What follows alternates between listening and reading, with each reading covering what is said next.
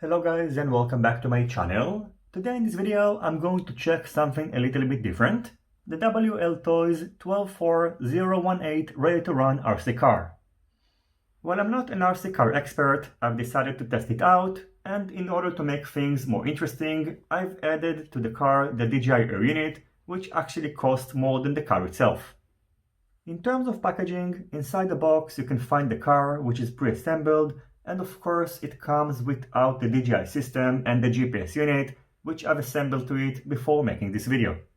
You're also getting the radio controller, which is powered using 4 AA batteries, which are not included, the user manual, a plastic cross wrench, a 2200 mAh 2S LiPo battery, which originally came with a T-plug, which I've changed to an XT60 battery connector, and a simple USB charger, which will take you forever to charge this battery, so if possible, I recommend to use your own battery charger.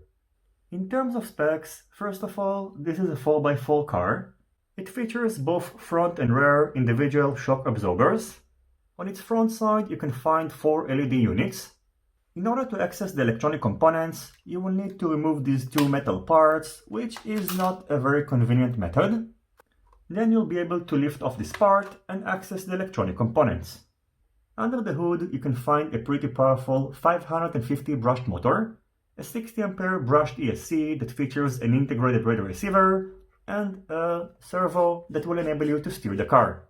The included LiPo battery is going to be placed in this compartment and secured using a battery Velcro strap. While we are under the hood, as you can see, I've added the flight controller and secured it using a double-sided tape.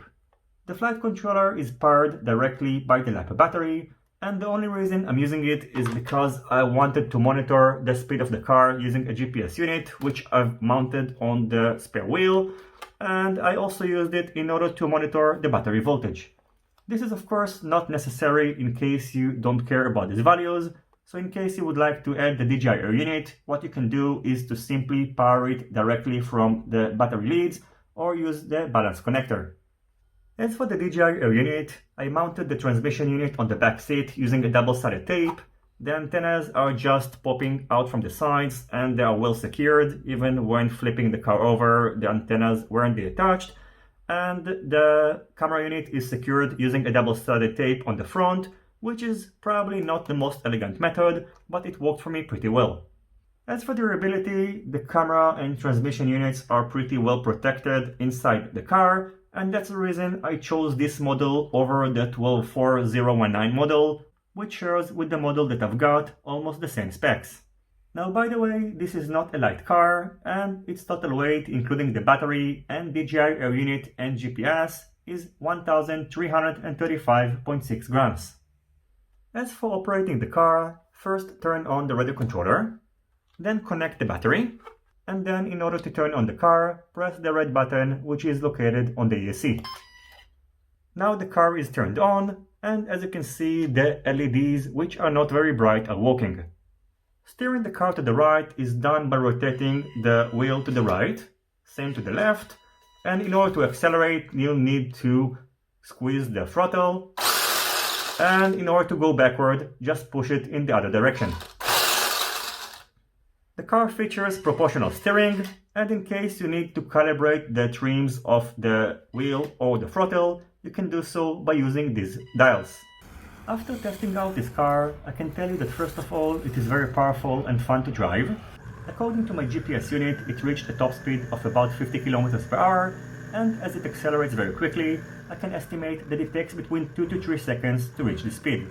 In addition, using the provided battery, you can expect between 7 to 10 minutes of runtime, and on the bottom of the car you can find a very sturdy metal plate, and as far as I can tell, this is a very durable car, as I crashed it and flipped over many times and even drove it inside puddles, and it is still in one piece. My only complaint is about the radio system, which has a very limited range, and as the ESC features a built-in receiver, it's going to be hard to replace it.